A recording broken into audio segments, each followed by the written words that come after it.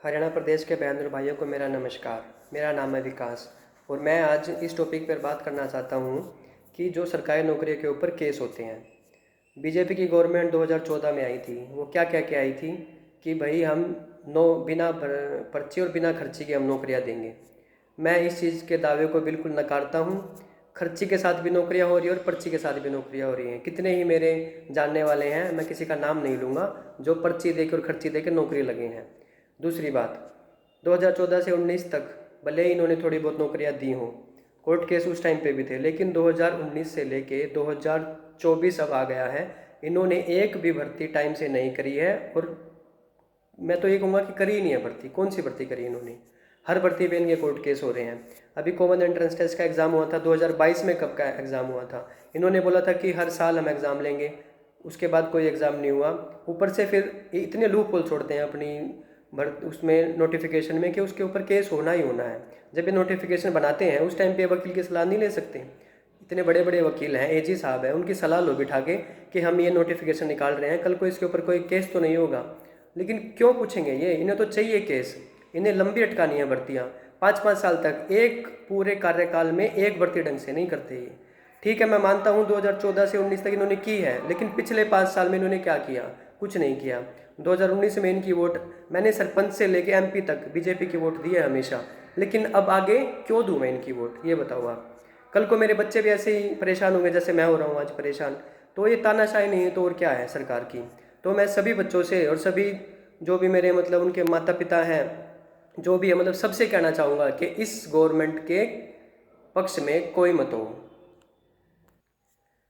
इस उम्मीद में लगे रहते हैं कि अब ये नेक्स्ट डेट है, इस पे हो जाएगा, अगली तारीख पे हो जाएगा।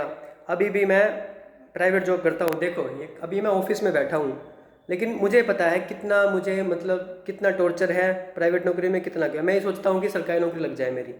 भले ही मुझे सैलरी कम मिले, लेकिन मैं एक थोड़ी सेटिस्फेक्शन चाहता हूँ कि मेरी सरकारी नौकरी लग जाए।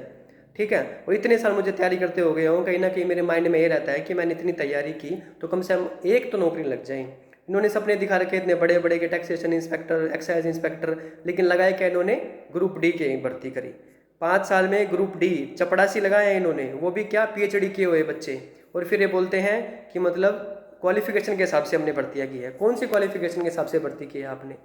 मैं जो अपने नए सीएम साहब उनसे ही पूछना चाहता हूँ, जो नायब सैनी हैं। पुराने तो चलो चले गए, उनको भी हमने बहुत बार ज्ञापन सौंपे, सब कुछ किया, लेकिन अब जो नए आए हैं कम से कम वो तो इस चीज़ के ऊपर ध्यान दो ना। अब ये बोलते हैं कि क्वालिफिकेशन के हिसाब से। अब उस चीज़ के ऊपर आता हूँ मैं।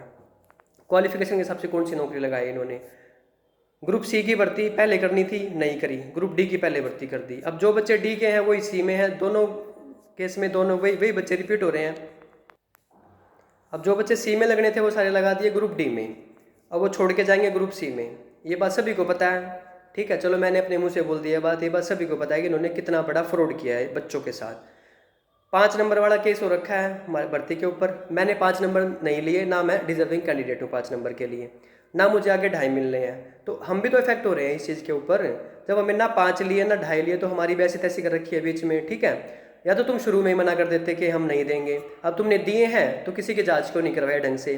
तो जानबूझ के ऐसे लूप होल छोड़े गए हैं कि भर्तियों के ऊपर केस पर केस हो। अब हमारी तारीख 2 अप्रैल होगी तारीख, और जो 5 नंबर जो ग्रुप 56-57 की 2 अप्रैल है, और जो 5 नंबर वाले केस की है वो होगी 23 अप्रैल। अब लोकसभा इलेक्शन 25 मई को है। हमें ये उम्मीद थी कि कम से कम उससे पहले तो हो जाएंगे, लेकिन अब लग नहीं रहा है कि ये चीज़ हो पाएगी। लोकसभा क्या, विधानसभा तक भी यही नहीं कर सकते इस भर्ती को पूरा। अब हमारा यही है कि 2 अप्रैल को हमारी अच्छे से पैरवी करवा के हमारी इस भर्ती को कंप्लीट करो, और जो 23 अप्रैल की है उसकी अर्ली हियरिंग लगा के उसको जल्दी से जल्दी कंप्लीट करवाओ।